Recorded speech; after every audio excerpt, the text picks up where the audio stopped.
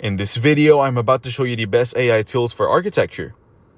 Adobe tools such as Photoshop and Illustrator are indispensable for architects when it comes to enhancing visual presentations, creating high-quality renders, and designing detailed illustrations.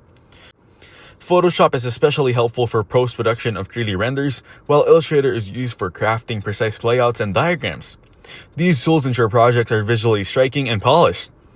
Archistar, on the other hand, is a robust AI platform that simplifies site analysis and urban planning.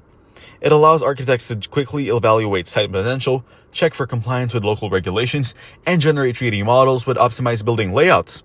This saves significant time in the planning phase and helps architects make informed decisions early in the project.